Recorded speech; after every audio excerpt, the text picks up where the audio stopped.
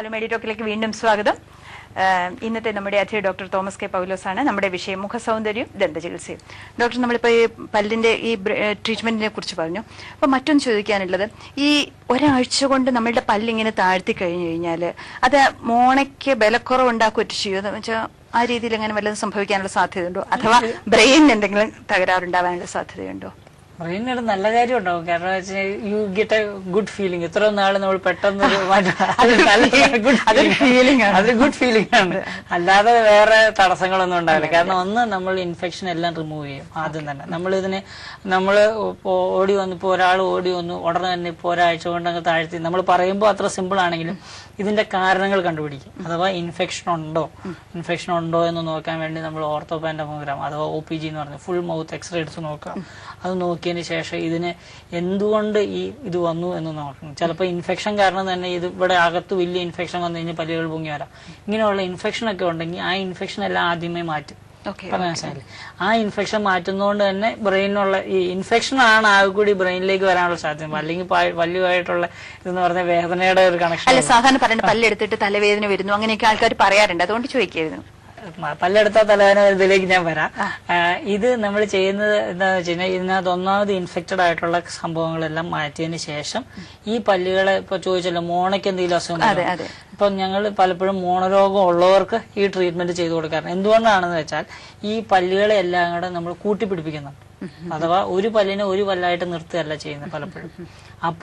ഇപ്പോ 6 കിടന്ന ആടിനാണെങ്കിൽ 6 കൂട്ടിപ്പിടിച്ച് കഴിയുമ്പോൾ കുറച്ചുകൂടെ ബലമായിട്ട്. അത് മാത്രമല്ല ഈ ഒക്ലൂഷൻ അഥവാ നമ്മൾ കടിക്കുന്നതിന്റെ കടി കറക്റ്റ് ആവും. ഇപ്പൊ ഞാൻ പറഞ്ഞില്ലേ, പുറകുവശത്ത് പല്ലുണ്ടെങ്കിൽ പുറകുവശത്ത് പല്ലില്ലെങ്കിൽ ആ പല്ല് വെച്ചു കൊടുക്കും നമ്മൾ. എന്നിട്ടാണ് നമ്മൾ മുമ്പിലത്തെ കാര്യങ്ങൾ ചെയ്യുള്ളൂ. അപ്പോൾ തന്നെ ഈ കടി കറക്റ്റ് ആയതുകൊണ്ട് തന്നെ നമ്മൾ കടിക്കുമ്പോൾ കറക്റ്റ് ഈ ലാറ്ററൽ എക്സ്കർസീവ് മൂവ്മെന്റ്സിലെല്ലാം നമ്മളുടെ പല്ലുകളെ ഒരു പല്ലിനെ മാത്രം ഫോഴ്സ് കൂടുതൽ വരിക, ഒരു പല്ലിന് മാത്രം, അങ്ങനെയാണ് പലപ്പോഴും മോണരോഗം വരുന്നത്. ഇതെല്ലാം തടയുന്നത് കൊണ്ട് തന്നെ ഈ മോണരോഗം ഉള്ളവർക്ക് ഇത് വളരെ നല്ലതാണ്. ഒരു തരത്തില് ഇത് നല്ലതാണ്. അല്ലാതെ നമ്മളൊരു ട്രീറ്റ്മെന്റ് ചെയ്തിട്ട് ഉടനെ തന്നെ തലവേദനയായിട്ട് വരാൻ വേണ്ടിയല്ലല്ലോ. ഓക്കെ ഡോക്ടർ, നമുക്കൊരു ചെറിയ ഇടവേളയാണ്. ഒരു ചെറിയ ഇടവേളയ്ക്ക് ശേഷം പരിപാടി തുടരും. മെഡിറ്റോക്കിലേക്ക് വീണ്ടും സ്വാഗതം. ഇന്നത്തെ നമ്മുടെ വിഷയം മുഖസൗന്ദര്യവും ദന്തചികിത്സയും. നമ്മുടെ അതിഥി ഡോക്ടർ തോമസ് കെ പൗലോസ്. ഡോക്ടർ, നമ്മളിപ്പോ ഈ ട്രീറ്റ്മെന്റിനെ കുറിച്ച്, ഒരു ആധുനിക ട്രീറ്റ്മെന്റ് ആണല്ലോ ഇത് ഏത് പ്രായക്കാരിലാണ് ഇത് ചെയ്യാൻ പറ്റുന്നത്?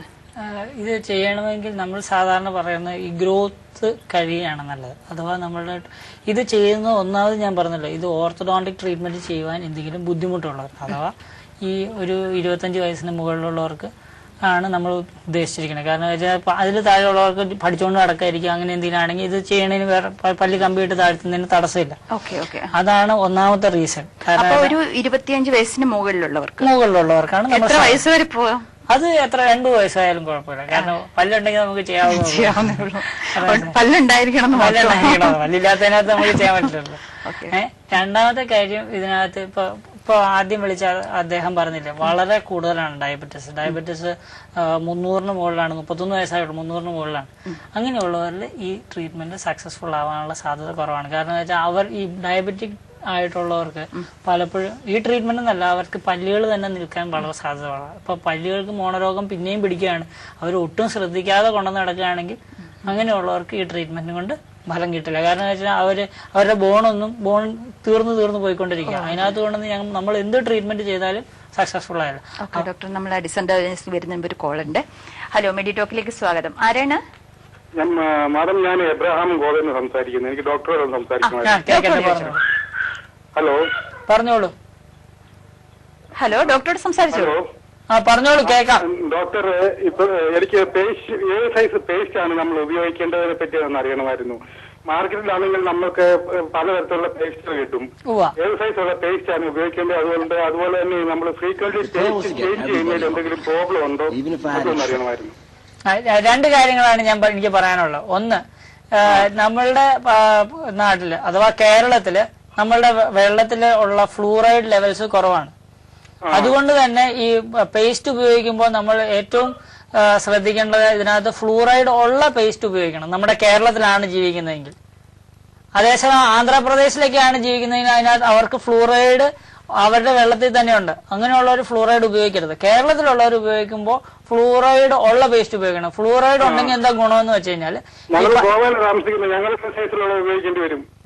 ഫ്ലൂറൈഡ് തന്നെ ഉപയോഗിക്കണം. കാരണം ഗോവയും പിന്നെയും നമ്മുടെ ഈ വെള്ളത്തിനോട് അടുത്ത് കിടക്കുന്ന സ്ഥലം ഒന്നാമത്. മനസ്സിലായില്ലേ? അവിടെയും ഫ്ലൂറൈഡ് കുറവാണ് വെള്ളത്തില്. മനസ്സിലായില്ലേ? അങ്ങനെയുള്ള സ്ഥലങ്ങളിൽ ഫ്ലൂറൈഡ് ഉള്ള പേസ്റ്റ് ഉപയോഗിക്കുകയാണ് വളരെ നല്ലത്. മനസ്സിലായില്ല? അപ്പൊ കേട് പിടിക്കാതിരിക്കും. അപ്പൊ ഏത് കമ്പനിയുടെ ഉപയോഗിക്കണമെന്നുള്ളതല്ല, ഇതിനകത്ത് contains 1000 ppm of available fluoride when packed എന്ന് എഴുതിയിട്ടുണ്ടോ എന്നുള്ളതാണ്. പേസ്റ്റ് ചേഞ്ച് ചെയ്യണോണ്ട് കുഴപ്പമില്ല. ഇപ്പൊ ടേസ്റ്റ് ഒന്ന് മാറാൻ വേണ്ടി വേറൊരു പേസ്റ്റിലേക്ക് മാറിയാൽ കുഴപ്പമില്ല. ഇതിനകത്ത് ഫ്ലൂറൈഡ് ഉണ്ടോ എന്നുള്ളതാണ്. മാറുന്നതിന് കുഴപ്പമില്ല. അങ്ങനത്തെ പ്രോബ്ലംസ് ഇല്ല. പിന്നെ കൂടുതലും ഈ ഭയങ്കര ഹാർഷ് ആയിട്ടുള്ള, അഥവാ ഇത് വെളുപ്പിക്കാൻ വേണ്ടിയുള്ള ചില പേസ്റ്റുകളൊക്കെ ഇല്ലേ, അങ്ങനെയുള്ള സാധനങ്ങൾ ഇത് തേഞ്ഞു പോകാൻ സഹായിക്കും. തേഞ്ഞു പോണ പേസ്റ്റ് ഒന്നും ഉപയോഗിക്കരുത്. അതുപോലെ തന്നെ 15 മിനിറ്റ് ഒക്കെ ബ്രഷ് ചെയ്യണ പരിപാടി നിർത്തിയേക്കണം. 2 മിനിറ്റ് ബ്രഷ് ചെയ്താൽ മതി. എല്ലാ പല്ലുകളിലേക്കും എത്തുകയും ചെയ്യണം. കാരണം എന്ന് വെച്ച് കഴിഞ്ഞാൽ ഇത് തേച്ച് കളയേണ്ട സാധനം അല്ല പല്ല്. തേക്കുന്നവരും തേഞ്ഞു പോകാൻ പാകത്തിന് തേക്കല്ല വേണ്ട, നമ്മൾ അതിനെ വൃത്തിയാക്കാൻ വേണ്ടി തേക്കാന്ന് വിചാരിക്കുക. പറഞ്ഞ മനസ്സിലായില്ലേ? അപ്പൊ നമ്മളുടെ ബ്രഷ് എല്ലായിടത്തും എത്തണം. ഫ്ലൂറൈഡ് ഉള്ള പേസ്റ്റ് ആയിരിക്കണം. ഇത് രണ്ടും കാര്യം ശ്രദ്ധിക്കുക. അല്ലാതെ പേസ്റ്റ് കൊണ്ട് ഒത്തിരി നമുക്ക് ഉപകാരം കിട്ടുമെന്നോ എന്നൊന്നും നമുക്ക് പറയാൻ പറ്റില്ല. ഓക്കെ സർ, വിളിച്ചതിൽ നന്ദി.